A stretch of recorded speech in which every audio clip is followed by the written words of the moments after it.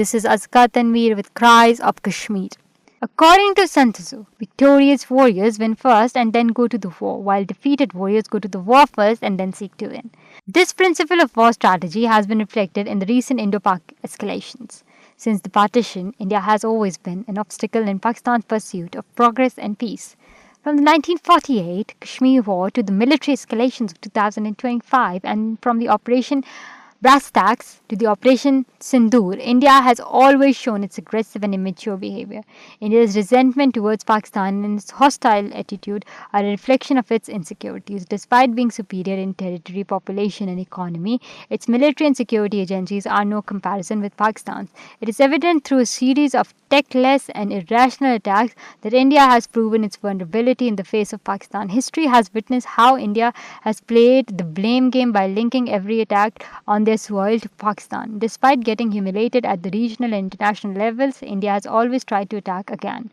In the wake of the current escalation, the world witnessed the strategic and rational side of Pakistan, while at the same time observed the immature and aggressive side of Pakistan. A series of rapid escalations unfolded after the Pahalgam attack on April 22, 2025. 26 people were murdered in the attack on Pahalgam in Indian illegally occupied Jammu and Kashmir. The irony of this incident was that even before investigating the case, even before the number of dead bodies had been identified, India had already decided on the perpetrators. Despite Pakistan's denial of any involvement in the incident and its call for an independent investigation, India started blaming and threatening Pakistan.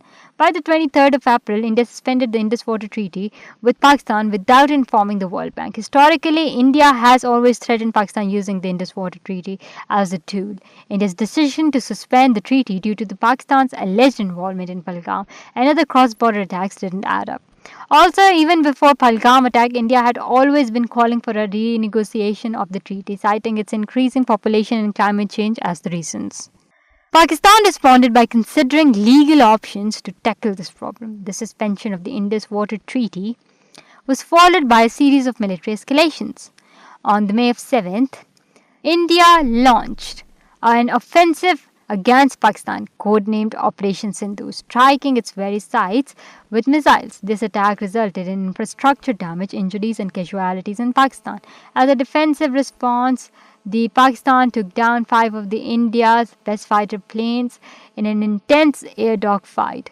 The conflict was still not over as India sent various drones into Pakistan, the majority of which were intercepted and shot down by Pakistan Army.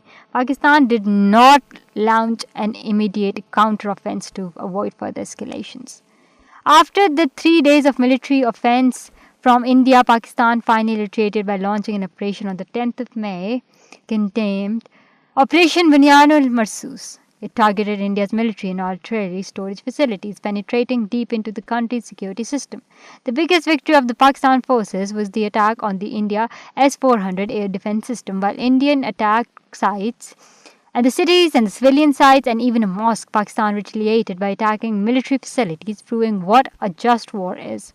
After 1 day of retaliation by Pakistan, which handicapped the Indian security system, a ceasefire was proposed by the US, to which both India and Pakistan agreed. The misadvantage by the Modi administration unveiled many of the false claims made by the RSS-backed Indian government. First of all, India's military is incapable of rational thinking when it comes to decision making. Launching an offensive against a nuclear country was a massive risk taken by India, keeping in view the large population it hosts. India was ready to risk the lives of approximately 1.4 billion people for the display of power. Secondly, while India observes a policy of no first use in its nuclear doctrine, Pakistan follows the policy of preemptive strike as a response to India's cold start doctrine. Additionally, the inaccuracy, deceptiveness, and misleading nature of India media was exposed when they exaggerated the attacks on Pakistan, spreading propaganda using false claims.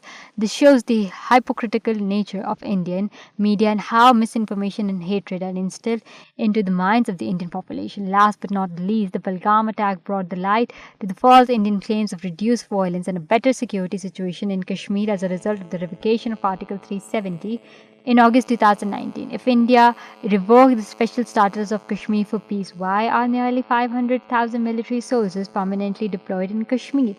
Why is the Indian government unable to provide security to the people? These are acts of aggression by the Indian military nearly every day, and occurrence of incidents like the Pulwama attack and the Balgam attack raises serious concern, questions on the security of the issues of such regimes. Whether it's across the line of control skirmishes or a major war, Kashmir always bears the brunt of conflict.